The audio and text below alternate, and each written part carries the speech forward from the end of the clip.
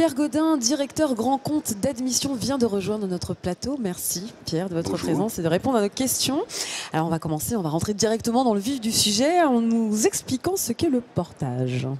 Alors, le portage consiste en une relation triangulaire entre trois intervenants. Vous avez un consultant qui a sa charge de concevoir une offre de service qui soit cohérente, de cibler une clientèle potentielle, de la prospecter et puis de négocier auprès de cette clientèle des interventions qui prendront la forme de mission. Vous avez ensuite une clientèle potentielle et puis la société de portage. Donc, dans cette relation triangulaire, vous avez deux liens contractuels. Vous avez un premier lien contractuel qui va être établi entre le client du consultant et sa société de portage et qui va prendre la forme d'un contrat commercial, on pourrait dire aussi un contrat de sous-traitance, sur lequel on va reporter ce que le consultant a négocié directement avec son client. Je pense en termes de nature de mission, de durée et de montant de facturation. Et ce premier lien contractuel va en déclencher un second, qui lui sera établi entre la société de portage du consultant et le consultant lui-même et qui prendra la forme d'un contrat de travail. Donc la société de portage va procéder aux différentes déclarations. Je pense à la première qui est une DUE, déclaration unique d'embauche auprès de l'URSSAF pour couvrir le consultant dès son premier jour d'intervention, c'est extrêmement important. Elle va ensuite facturer le client du consultant en fonction de ce qu'il a négocié et puis transformer la facturation en salaire pour le consultant. Donc dans cette relation, le consultant, lui, sera salarié de sa société de portage.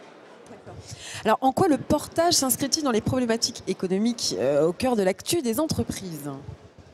Alors, la situation économique actuelle est extrêmement tendue. C'est pas nouveau. Depuis 2009, on note une extrême prudence, une grande vigilance de la part des entreprises qui, par manque de visibilité, ont une grande difficulté en termes de capacité d'anticipation. Alors c'est vrai que les dernières actualités, notamment en termes d'aspect social, et je pense notamment à des initiatives du gouvernement, je pense principalement au CICE, qui est le crédit d'impôt pour la compétitivité de l'emploi, qui va se traduire par une forme d'exonération sur les cotisations sociales qu'auront les entreprises à partir du moment où elles embauchent, ne sont aujourd'hui pas suffisantes pour motiver les entreprises à continuer à embaucher ou à se lancer sur du recrutement. Les derniers chiffres qui sont tombés tout récemment le montrent. Encore aujourd'hui, la tendance je dirais au chômage grimpe et monte à plus 0,6%. On était au plus haut d'ailleurs. Voilà. Ce qui pousse les entreprises à s'orienter vers des alternatives différentes, plus compétitives. Aujourd'hui, la vraie problématique de l'entreprise, je ne pense pas qu'elle soit financière, mais elle est plus au niveau de l'affectation de ces investissements.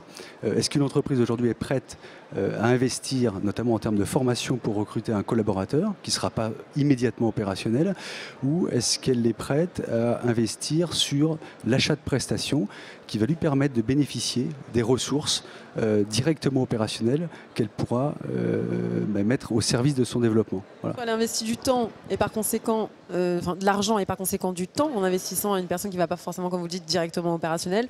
Soit elle, entre guillemets, elle externalise et elle fait appel à une société qui va le faire pour elle, entre guillemets. Voilà, alors on note dans ce mode de fonctionnement une notion qui est d'actualité qu'on appelle la flexi-sécurité, c'est-à-dire que les entreprises aujourd'hui, pour asseoir leur développement, ont besoin de bénéficier de ressources. Maintenant se pose le problème de comment pouvoir bénéficier de ces ressources sans alourdir la masse salariale, donc les effectifs de l'entreprise. Et le portage salarial en soi peut être une solution particulièrement pertinente pour permettre à la fois aux entreprises de poursuivre leur développement et puis, parallèlement à ça, de permettre aux personnes qui vont intervenir, sous forme de mission principalement, d'être sécurisées par un statut de salarié. Et ça, c'est le rôle de la société de portage. Les flous juridiques liés au portage sont-ils dissipés ?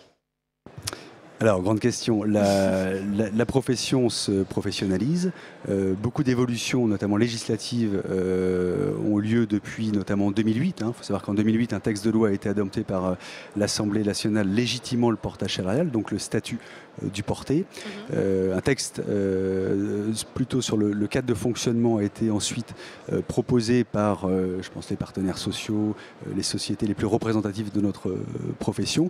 Et puis tout dernièrement, fin 2011, une circulaire, une édique, autorise, en attendant qu'il y ait le décret d'application lié à notre profession, la reconnaissance pour le porté à l'indemnisation chômage, à partir bien sûr du moment où la société de portage respecte un certain nombre de prérogatives. Aujourd'hui, en ce qui concerne Admission, il n'y a pas de difficulté, je dirais, pour nos consultants à être considérés comme des salariés à part entière à partir du moment où ils sont en portage chez nous pour réaliser leur mission. Tout à l'heure, on parlait de chiffres. Est-ce que vous pouvez me donner un petit peu plus de précision sur les chiffres concernant le portage ? Alors, le portage, en quelques mots, en France, c'est un peu plus de 250 sociétés de portage salariales. C'est un effectif officiel qui est compris entre 25 000 et 30 000 portés chaque année. Alors, ça peut sembler important ou pas. Hein. Sachez néanmoins que c'est 100 fois moins que ce que l'on peut trouver chez nos voisins, je pense principalement à l'Italie. Alors, ce qui laisse aussi présager du potentiel de développement de notre... Vous avez des chiffres prévisionnels à nous donner ?